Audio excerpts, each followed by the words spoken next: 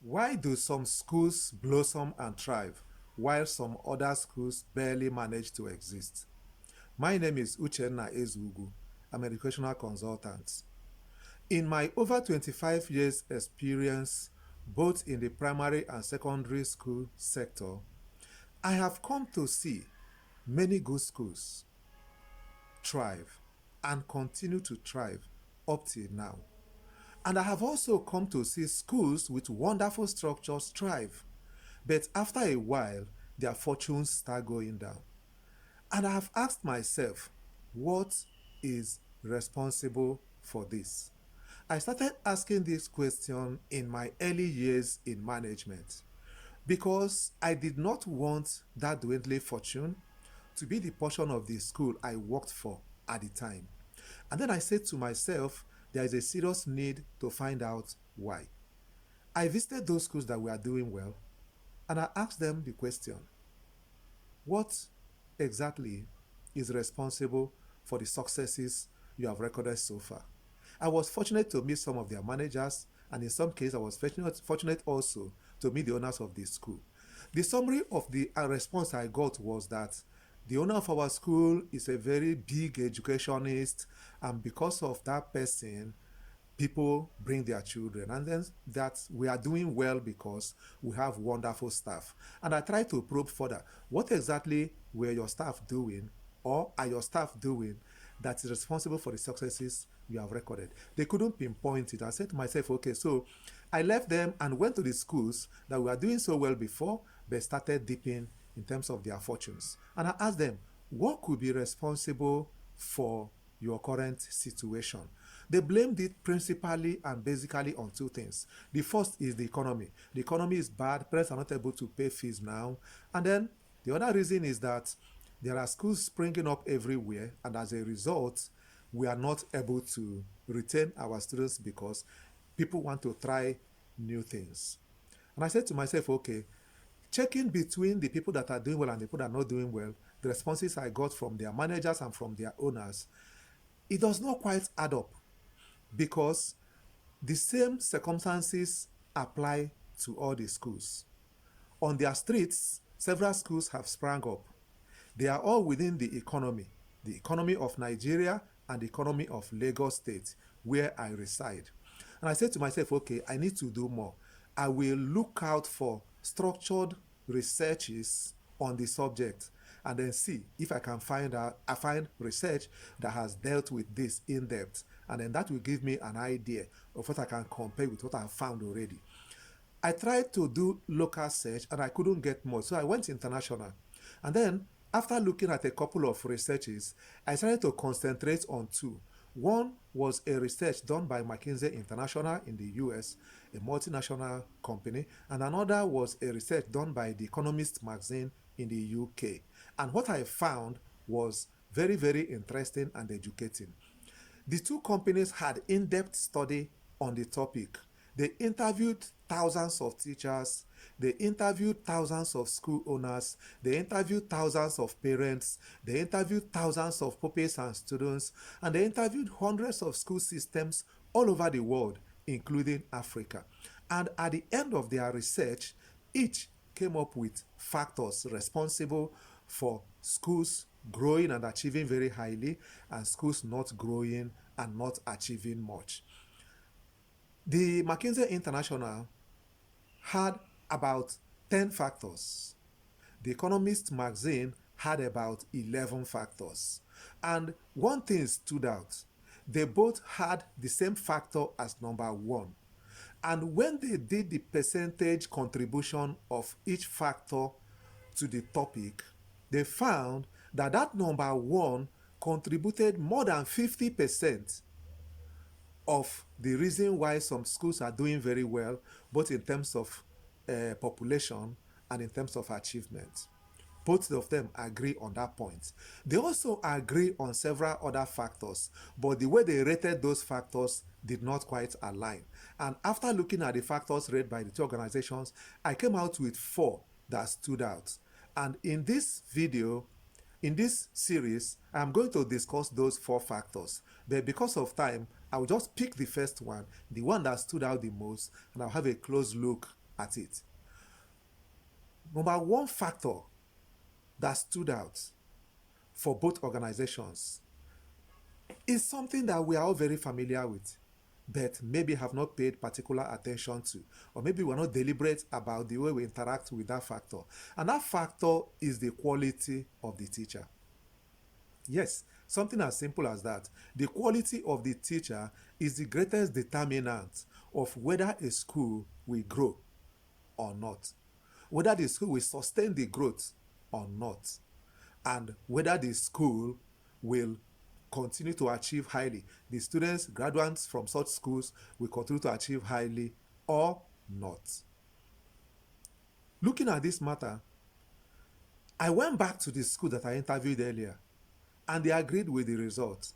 Within this period, I had the privilege of doing a walking tour of the Philippines. The Philippines, because it has basically the same economy with Nigeria, the same level of development almost, but they had great schools. And when I visited those schools that I considered great, I found the same factor playing out in them. And that was a factor that we are all very proud of.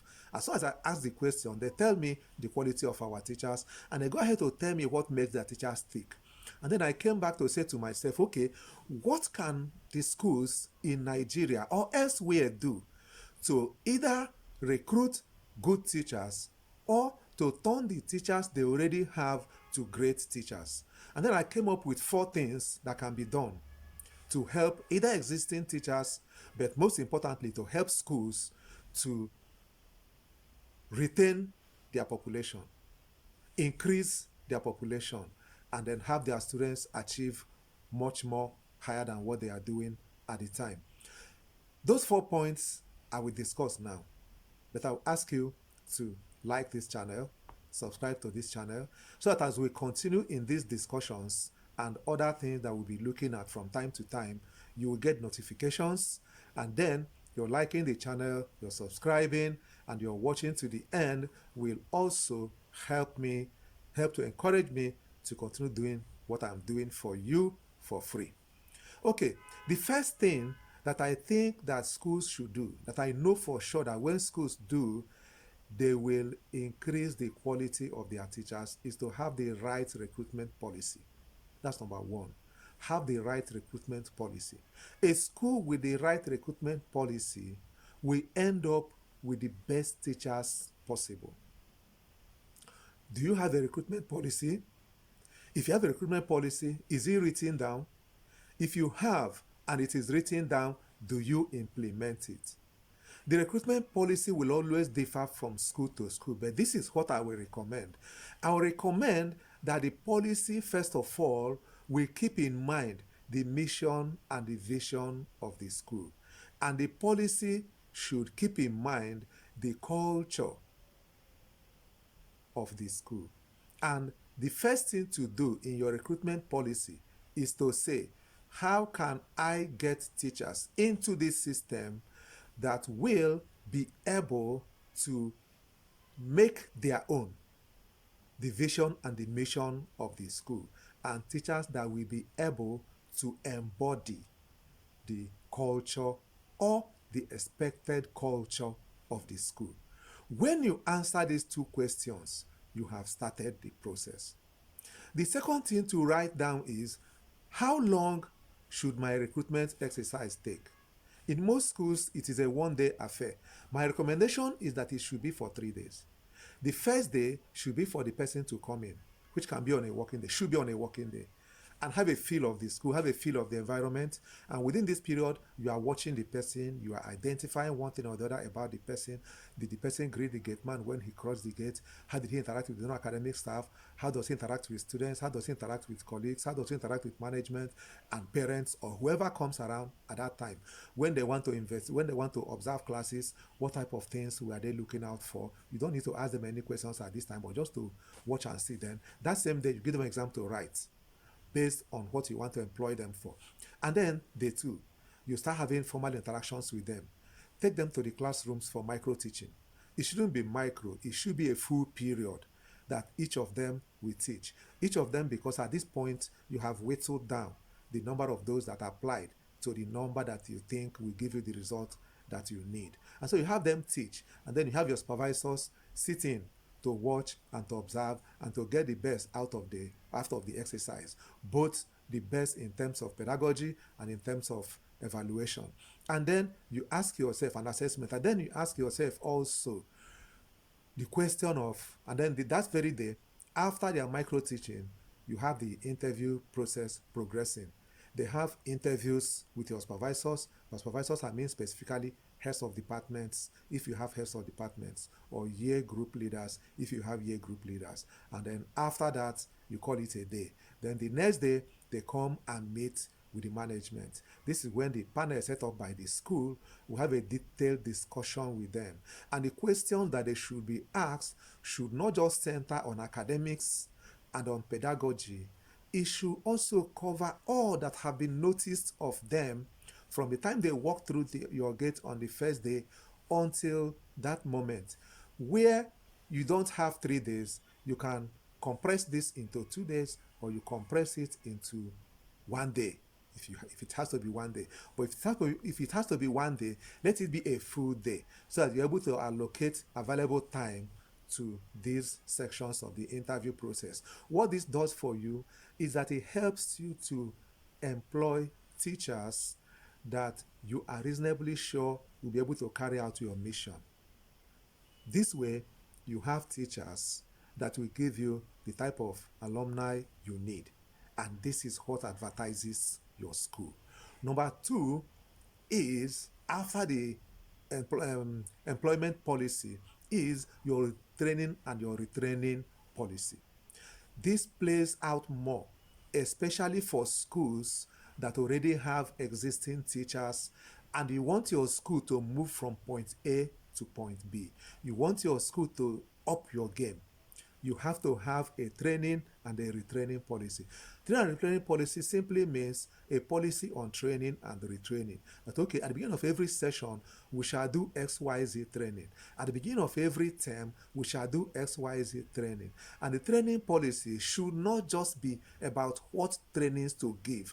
It should also be about how to track and how to measure and what to do after tracking and measuring, what to do with the result. So if after measuring you think that you have not achieved the goal, the objective of the training, then you do the next thing, which is to go back again to planning. Now, the issue I want to emphasize here is who is the right person to do the training. If you have not started the training process or planning your training with consultants and you are already an existing school, it is better that you start with consultants, because the owners of the school and the supervisors of the school might not be able to see everything that needed to be seen. If you leave it to the school managers, they won't be able to see, for instance, the role they themselves are playing to where the school might be at the moment. And they will not be able to leave the school above where the school was, because if they knew what to do, they would have done it before then. And so what do? Invite a consultant. Let the invitation to a consultant not be something that will just happen in a day. Okay? First day, the consultant should come in, meet with the owners of the school. He knows the right questions to ask them. They need to answer those questions objectively. They need to also ask him some questions. He needs to answer those questions objectively.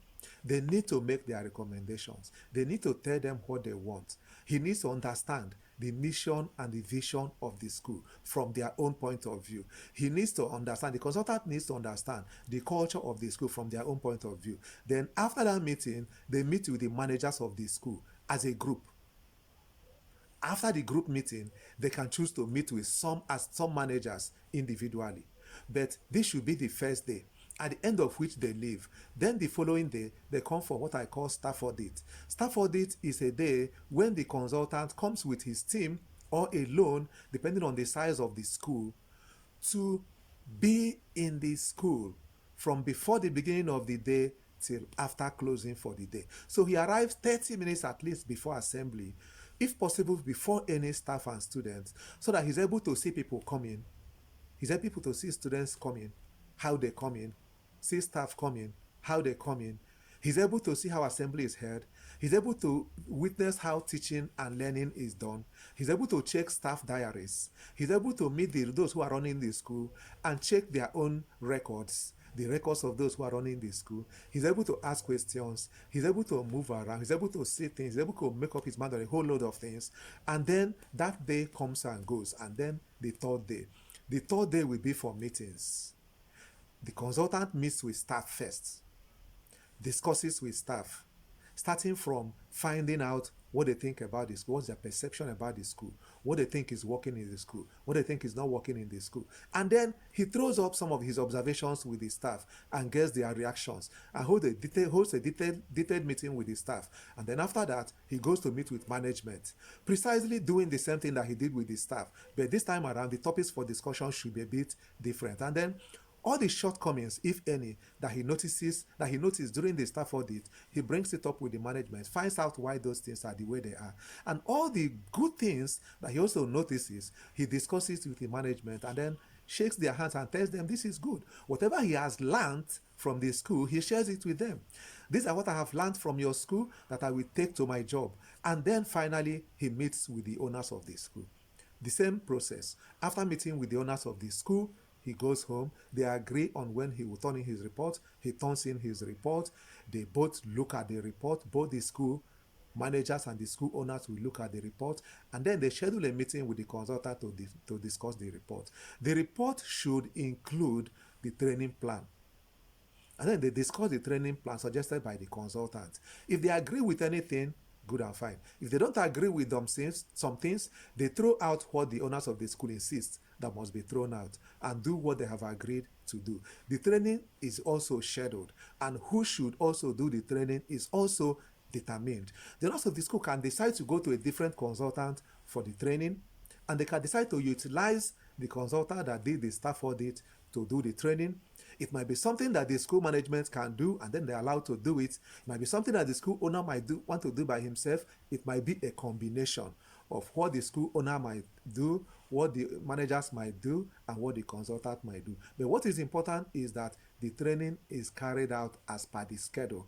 And then the tracking of achievement towards the objectives of the training is also put in place. Who should track what? And at the end of the day, there should be an examination of the results, which should not be done only at the end of the projected period. There should be a mid-level examination. In other words, if you want to achieve the result in the next 3 months, then after a month and a half, you come and evaluate and see what is working very well and what is not. If there is need to tweak anything, that thing is tweaked immediately. In other words, there is need to go back to the staff to tell them X, Y, Z. That is done immediately, at the end of which you now wait for the end game.